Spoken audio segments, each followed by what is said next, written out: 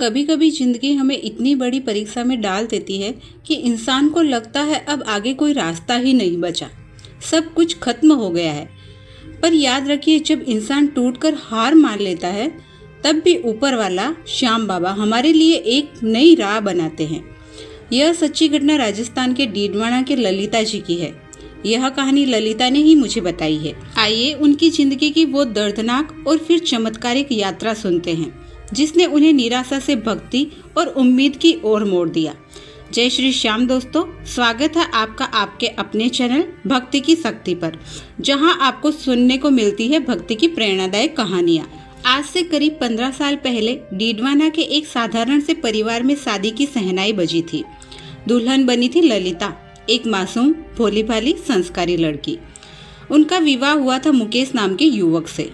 मुकेश पढ़ा लिखा था, नौकरी करता था और देखने में बहुत ही आकर्षक। ललिता भी सपनों से भरी हुई थी। नई दुल्हन, नए घर की जिम्मेदारी और पति के साथ जीवन की शुरुआत में सब कुछ अच्छा था। मुकेश का स्वभाव बहुत फ्रेंडली था। वह हर किसी से हंसकर मिलता, खासकर औरतों से उसकी बातचीत जल्दी बढ़ जाती। ललिता को शुरुआत में यही लगा शायद यही उसका स्वभाव है, वह सबको अपना समझ लेते हैं। लेकिन यह स्वभाव आने वाले समय में उनके जीवन का सबसे बड़ा तूफान बनने वाला था। शादी के 2 साल बाद ललिता ने एक प्यारी सी बच्ची को जन्म दिया। घर में खुशी का माहौल था। ससुराल वालों के चेहरे पर मुस्कान थी। मुकेश भी ललिता और बच्ची के साथ अच्छा व्यवहार करता दिखाई देता। पर धीरे धीरे ललिता को महसूस हुआ कि मुकेश के फ्रेंडली नेचर कुछ ज्यादा ही बढ़ गए हैं। जहाँ भी जाता औरतों से बातचीत करना, हंसी मजाक करना, नंबर एक्सचेंज करना, ये सब उसकी आदत में शामिल हो गया था। मुकेश की नौकरी एक लेबोरेटरी में थी। वह पढ़ा लिखा था और उसकी सोच थी कि वह बड़ा बिजनेस करेगा। कुछ साल बाद उसने धीरे धीरे राजस्थान से दिल्ली का रुख किया। दिल्ली जाकर उसने अपनी लेबोरेटरी शुरू की। वहाँ काम करने के लिए उसने 2 से 3 लड़कियाँ रखी। यहीं से कहानी में नया मोड़ आया। उन्हीं में से एक लड़की को उसने पार्टनर बना लिया। पार्टनरशिप धीरे धीरे रिश्ते में बदल गई और वो लड़की के साथ मुकेश लिव इन रिलेशनशिप में रहने लग गया। रिलेशनशिप में रहते रहते उसको 4 साल हो गए थे, पर ललिता को यह बात की जरा सी भी भनक नहीं लगने दी। मुकेश महीने 2 महीने में गांव आता। ललिता जी अपने सास ससुर के साथ गांव में ही रहती थी। सामने से मुकेश इतना प्यार जताता कि कोई शक की गुंजाइश ही न रहे।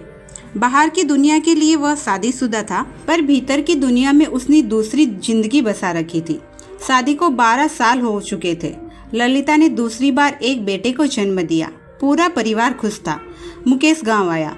इस बार ललिता के दिल में एक अजीब सा शक था। उसने सोचा कुछ तो है जो मुझे नहीं दिख रहा, क्यों न मैं खुद पता करूं। उसने पहली बार मुकेश का मोबाइल चेक किया और वही पल उसकी जिंदगी का सबसे दर्दनाक पल बन गया। मोबाइल में चैट्स, कॉल लॉग और तस्वीरें थी। सबूत साफ थे। मुकेश दिल्ली में उस लड़की के साथ रह रहा था। ललिता का कलेजा धक से बैठ गया। जिस इंसान पर उसने भरोसा किया, जिसके लिए सब कुछ त्याग दिया, वह इतना बड़ा धोखा दे सकता है, यह उसने कभी सपने में भी नहीं सोचा था। ललिता ने मुकेश से पूछा। पहले तो मुकेश ने टालने की कोशिश की, लेकिन सबूत इतने साफ थे कि वह झूठ बोल नहीं सका। आखिरकार उसने मान लिया, हाँ, मेरा उस लड़की से रिश्ता है और मैं उसके साथ रहता हूँ। ललिता के पैरों तले जमीन खिसक गई। उसका पूरा भरोसा टूट चुका था। उसके लिए तो मुकेश ही सब कुछ था। डिलीवरी को अभी सिर्फ 2 महीने ही हुए थे। ललिता का शरीर और मन दोनों कमजोर थे। इतने बड़े सदमे को सहना आसान नहीं था। उसने फैसला किया कि अब वह मुकेश के साथ नहीं रह सकती। वो अपने पिता के साथ मायके चली गई। उसके पिता ने उसको हिम्मत बंधाते हुए कहा, बेटी चिंता मत कर, मैं तेरा साथ दूंगा। तलाक की प्रक्रिया शुरू की गई। शुरुआत में पिता का साथ था, पर धीरे धीरे घर में भी झगड़े होने लगे। माँ, भाई, भाभी सब परेशान हो गए।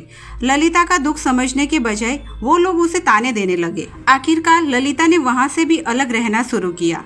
अब ललिता बिल्कुल अकेली थी। सिर्फ वह और उसके 2 बच्चे, एक 12 साल की बेटी और दूसरा 1 साल का बेटा। वह रातों को रो रो कर सो जाती। कोई सहारा नहीं, कोई अपना नहीं।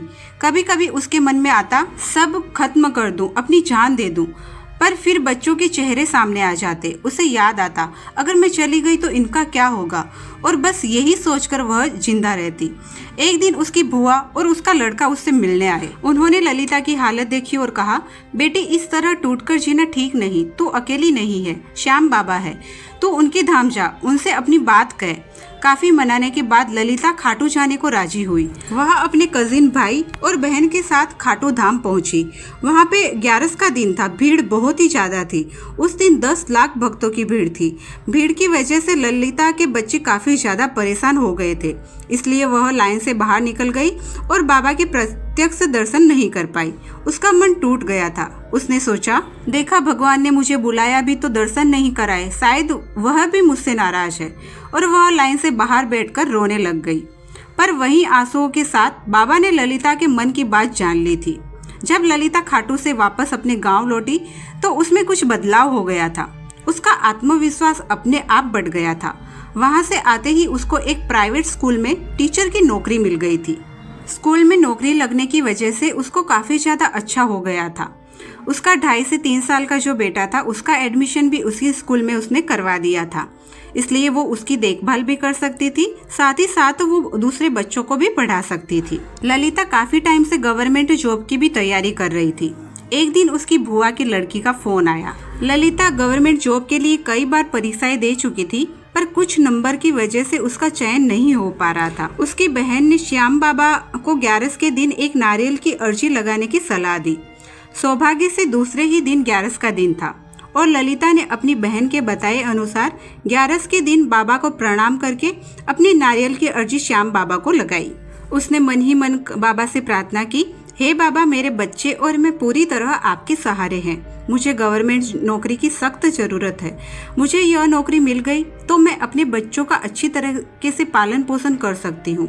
अब आप ही सहारा हो। अर्जी लगाने के 1 महीने बाद उसकी गवर्नमेंट नौकरी की एग्जाम थी। उसका एग्जाम बहुत ही अच्छा गया था और जब कुछ महीने बाद उसका रिजल्ट आया तो वह चौंकाने वाला था। अब की बार उसका एग्जाम क्लियर हो गया था और उसकी गवर्नमेंट नौकरी पक्की हो गई थी। ललिता की आंखों से आंसू बह निकले। उसने आसमान की ओर देखा और कहा, बाबा, यह आपकी ही कृपा है। नियुक्ति पत्र देखकर वो अपने बच्चों को सीने से लगाकर बोली, देखो बेटा बेटी, अब हमें किसी का सहारा नहीं चाहिए, हमारे बाबा ने हमें सहारा दे दिया है।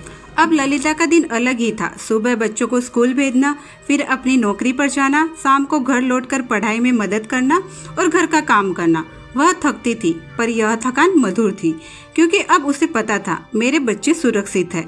नौकरी ज्वाइन करने के बाद ललिता ने प्रण निभाने के लिए खाटू धाम का सफर तय किया। जैसे ही बाबा के दरबार में वे पहुंची, उसकी आंखें आंसुओं से भर आई। उसने बाबा के चरणों में सिर झुकाकर कहा, बाबा, आपने मेरी लाज रख ली, आज मैं आपके बिना कुछ भी नहीं। उसने अपने साथ लाया हुआ नारियल और अर्जी बाबा के चरणों में अर्पित कर दी। उस दिन से ललिता का विश्वास अटूट हो गया। वह जान गई कि इंसान सब छोड़ सकता है, लेकिन बाबा कभी नहीं छोड़ते। धीरे धीरे उसका आत्मविश्वास इतना बढ़ गया कि अब वह अपने बच्चों को सिर्फ माँ ही नहीं बल्कि पिता जैसा सहारा भी देने लगी। दोस्तों, यह कहानी हमें सिखाती है कि विश्वास और धैर्य के बिना जीवन अधूरा है। जब इंसान हार मान लेता है तो भगवान आगे बढ़कर उसका हाथ थाम लेते हैं।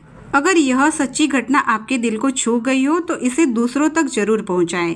शायद किसी टूटे हुए इंसान को यह कहानी नई उम्मीद और हिम्मत दे सके। वीडियो पसंद आए तो वीडियो को लाइक कर दीजिए और आपके अपने चैनल भक्ति की शक्ति को सब्सक्राइब जरूर करें। मिलते हैं अगले वीडियो में ऐसी ही प्रेरणादायक भक्ति की कहानी के साथ। तब तक के लिए जय श्री श्याम, हारे के सहारे की जय हो।